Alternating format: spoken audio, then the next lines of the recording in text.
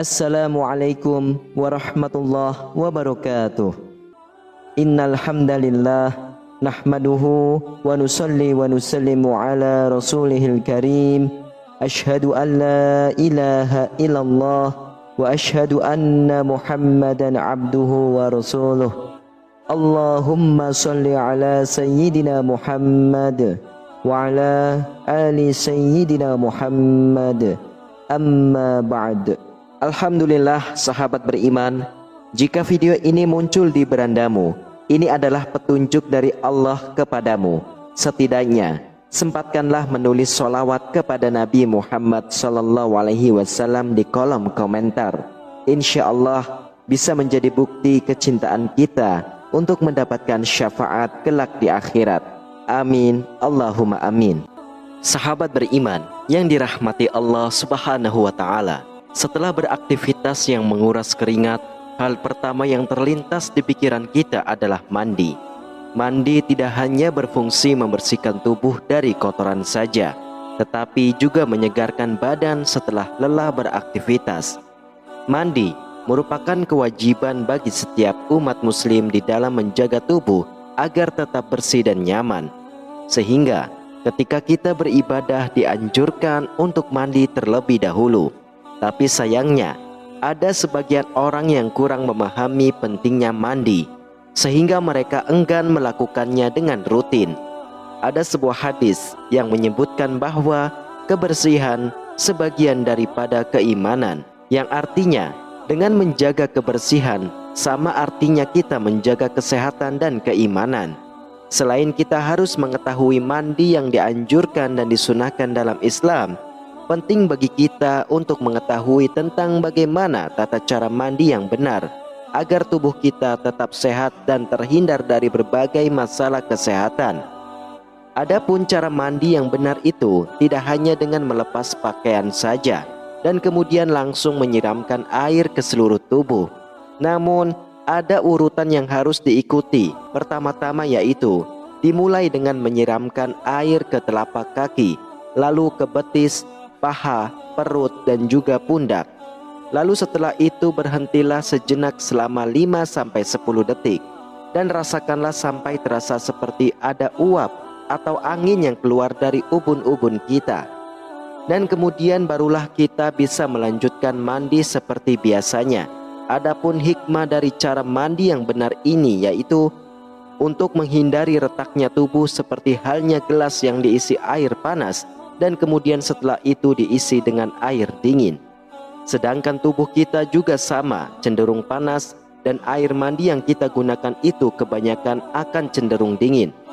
Maka jika kita langsung menyiramkan air ke seluruh badan kita, maka hal itu akan menyebabkan sesuatu yang fatal yang akan terjadi pada tubuh kita. Bahkan selain itu pula, angin yang seharusnya keluar dari tubuh justru malah akan terperangkap dan bisa menyebabkan pecahnya pembuluh darah. Maka jika cara mandi kita tidak benar, maka hal tersebut dapat menimbulkan berbagai masalah kesehatan seperti jatuh di kamar mandi, stroke, masuk angin, dan juga migrain.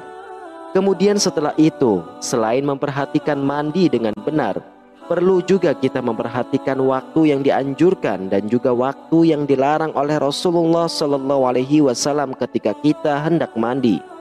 Di antara waktu yang dianjurkan untuk mandi di dalam ajaran Islam, menurut buku fikih Islam wa Adilatuhu jilid 2 dijelaskan bahwa waktu mandi yang dianjurkan menurut mazhab Imam Syafi'i yaitu di pertengahan malam, sedangkan menurut mazhab Maliki dianjurkan pada 1/6 terakhir malam dan setelah melaksanakan sholat subuh.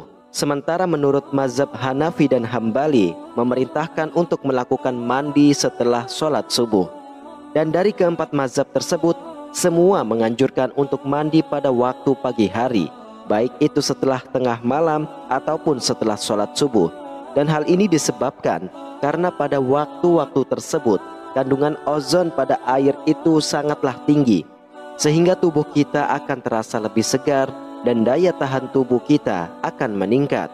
Maka oleh sebab itu, sebagai seorang muslim sangatlah penting sekali untuk mengetahui dan menjaga waktu mandi yang baik dan juga dianjurkan dalam agama Islam.